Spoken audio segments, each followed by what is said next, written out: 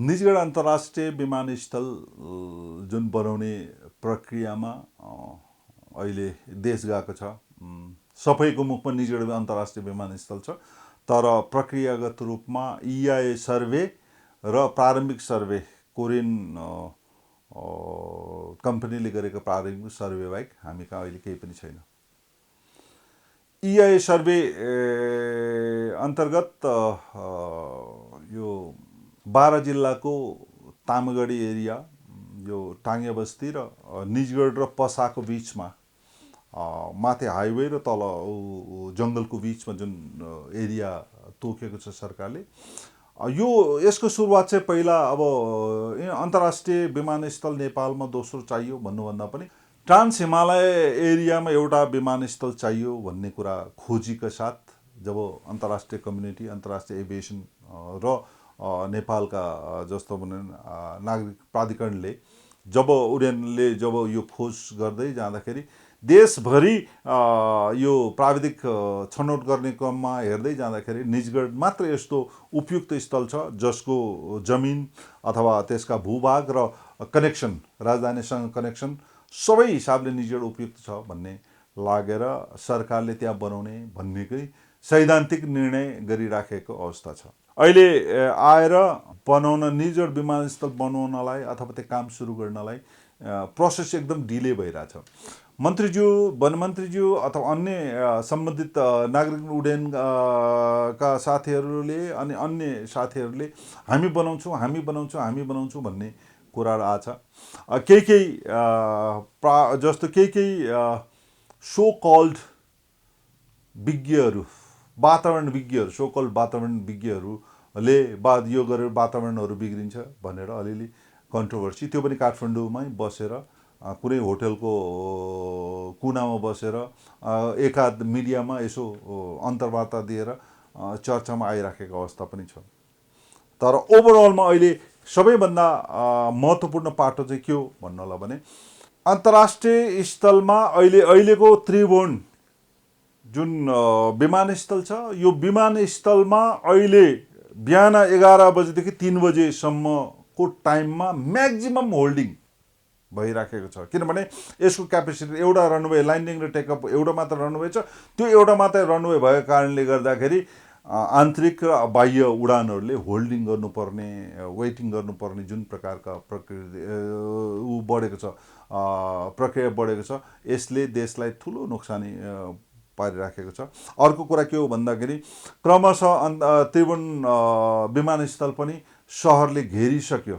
अब बिस्तारै वातावरणीय दृष्टिकोणले, सुरक्षाको दृष्टिकोणले पनि कुनै बेला यस्तो आउन सक्छ कि यो त्रिभुवन अन्तर्राष्ट्रिय विमानस्थल चाहिँ क्वालिफाई हुन्न है यो, किनभने यो सुरक्षाको दृष्टिकोणले, वातावरणीय हिसाबले यसले हुन्न भन्ने ठाउँमा पुग्न कुनै पनि समय लाग्दैन। यसलाई मध्यनजर राख्दै गर्दाखेरि के हो भन्दाखेरि इमिडिएटली हामीलाई दोस्रो अन्तर्राष्ट्रिय विमानस्थल चाहियो भनिसकेपछि सरकारका के अप्सन छ भन्दा सरकारका त अप्सन छैन। नेपालका कुनै अप्सन छ, अर्को कुनै अप्सन छ? नेपालका र नेपालीका अर्को कुनै पनि विकल्प छैन। दोस्रो अन्तर्राष्ट्रिय विमानस्थलको विकल्प हामी कहाँ छैन। तर पनि केही नेताहरूलाई अथवा केही मान्छेहरूलाई जस्तो भनौँ न कस्तो भने पोखरा क्षेत्रीय अन्तर्राष्ट्रिय विमानस्थल अनि भएर लुम्बिनी क्षेत्रीय अन्तर्राष्ट्रिय विमानस्थल भनेर आत्मसन्तुष्टि लिने एउटा पाटो होला।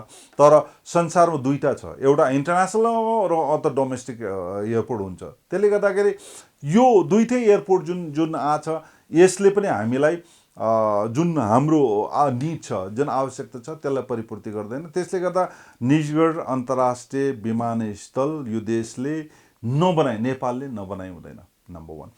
अब धेरै इन्ट्रेस्ट ग्रुपहरू छ यसमा, सायद सबै विभिन्न देशका इन्ट्रेस्ट ग्रुपले पनि त्यहाँ इन्ट्रेस्ट लिइराखेको छ। कहिले आफूलाई काम गर्नको इन्ट्रेस्ट लिइराखेको होला, कसैले यो नबनोस् भन्ने इन्ट्रेस्ट होला, विभिन्न छ। तर नेपाल र नेपालीको लागि यो विमानस्थल अति नै आवश्यकता छ। अब के गर्ने भनेर भन्दाखेरि यसका प्राविधिक सर्वे गर्नेहरूले 8,000 हेक्टर, 7,500 8,000 हेक्टर जग्गा चाहियो भनेर भनेको छ।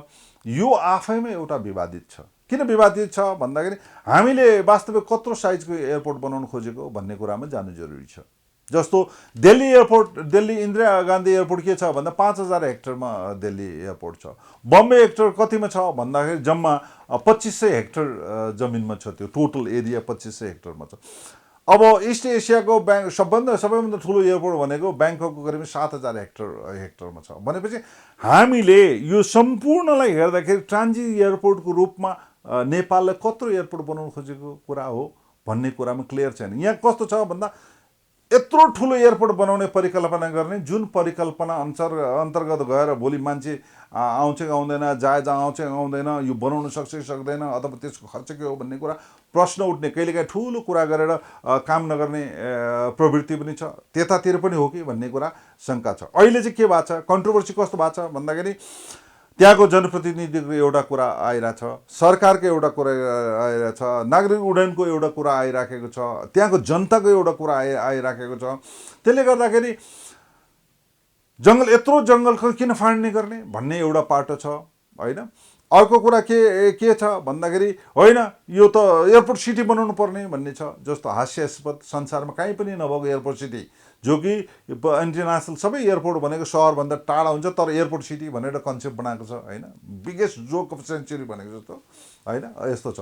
त्यसले गर्दाखेरि मलाई के लाग्छ भन्दाखेरि व्यक्तिगत रूपले यसो हेर्दाखेरि मैले अब मन्त्रीज्यूसँग, वनमन्त्रीसँग, अन्य साथीहरूसँग कुरा गर्दाखेरि, त्यहाँ फिल्डका साथीहरूले कुरा गर्दा एक नम्बर कुरा चाहिँ के हो भन्दाखेरि 1476 धुरी टाङ्गे बस्ती, जुन ऐलानी जग्गा हो, लामो 27-28 सालदेखि बसोबास गर्दै आएका अथवा थपिँदै आएर जुन एउटा ठुलो बस्ती छ, करिबन 800 देखि 1000 हेक्टर जग्गा अकुपाई गरेर बसिराखेको छ। 800 देखि 1000 हेक्टर जग्गा अकुपाई गरेर बसिसकेको छ त्यो, होइन। त्यो 1476 धुरीलाई स्थानान्तरण गर्ने सरकारले एउटा नीतिका साथ तिनलाई बसोबासको व्यवस्था गर्ने, स्थानान्तरण गर्ने एक नम्बर कुरा, एक नम्बर विषय यहाँबाट सुरु गर्नुपर्छ। र 2 नम्बर कुरा के हो भन्दा एक्ज्याक्टली यति हेक्टर को एयरपोर्ट बनाउने, हामीले यो मोडलको यति हेक्टरको एयरपोर्ट बनाउने भनेर हाम्रो देशमा हाम्रो र ट्राफिक र अर्को एनदर 50 वर्षसम्मको एउटा प्रोजेक्सन गरेर यति ट्राफिक हुनसक्छ भनेर त्यो एरिया छुटाएर टाङ्गे बस्ती र टाङ्गे बस्तीको वरिपरिलाई लिएर जुन एक्सटेन्ड गरेर एयरपोर्ट बनाउन अगाडि बढाउनु जरुरी छ। एयरपोर्ट सिटी त यो सम्भव छैन। किन सम्भव छैन भन्दा त्यो वन कस्तो भने हिजो सर्वे गर्नेहरूले के थियो भन्दा कोरियनहरूले के सर्वे गर्यो भन्दाखेरि हामीले काम पाउने हो त्यस कारणले भनेर उसले आफ्नो काम बढाउने कुरा मात्र हो, त्यो केही पनि थिएन। यो सम्भव छैन। यदि एयरपोर्ट सिटी हो भने बनाउने हो भने त्यो एयरपोर्ट नबनाउँदा हुन्छ, किन त्यसले यति धेरै क्षति गर्नेवाला छ, यति धेरै विकृति ल्याउनेवाला छ, त्यो सम्भव छ। त्यसले इन्टरनेसनल एयरपोर्ट बनाउने के हो भन्दाखेरि अब ग्रिन एयरपोर्टको रूपमा अगाडि बढाउनुपर्छ। टाङ्गे बस्तीलाई क्लियर गर्ने नम्बर 1, त्यसलाई कोर्डनिङ गरेर आफ्नो एरिया गर्ने एरिया छुटाउने, त्यसपछिबाट अनि गएर त्यसलाई ग्रिन एयरपोर्टको रूपमा विकास गर्ने। वरिपरि जस्तो कोल्बी छ, यता पिलुवा छ, यता जितपुर सिमरा छ, होइन, डुमरबाना छ, यता निजोड छ, यी सबै एयरपोर्ट सिटीको रूपमा अटोमेटिकली विकास गर्छ। कसैले विकास गर्नै पर्दैन। एउटा नीति दिएपछि अटोमेटिक होटलहरू आफै आइहाल्छ, पूर्वाधारहरू, एयरपोर्टको पूर्वाधार जुन चाहिन्छ, एयरपोर्टलाई चाहिने पूर्वाधारहरू, गोदामहरू सबै आफै आउँछ। मात्र के हो भन्दा 2टा रनवे र केही टर्मिनल बिल्डिङ र केही अति आवश्यकता पर्ने बिल्डिङहरू बाहेक, अति आवश्यकता पर्ने पूर्वाधार बाहेक अरू सबै बाहिर, चाहे कोल्बीमा, चाहे निजोडमा, चाहे बाहिर राख्नु जरुरी छ। र मैले त मैले मन्त्रीलाई पनि भनिसकेँ, वनमन्त्रीजीलाई पनि भनिसकेँ, हाम्रो स्थानीय पोलिटिसियनलाई पनि भनिसकेँ, ग्रिन एयरपोर्ट नेपालमा अहिलेसम्म कसैले नभएका, एसियामा नभएका एउटा प्र्याक्टिसमा जानुपर्छ। ग्रिन एयरपोर्ट, चारैतिर जङ्गल, बिचमा एयरपोर्ट, ग्रिन एयरपोर्टको रूपमा यदि हामीले अगाडि बढायौँ भने एकदमै सहज रूपमा, त्यसले गर्दा 1-2 लाख मात्र रुख काटे पुग्छ, धेरै रुख काट्नु पर्दैन।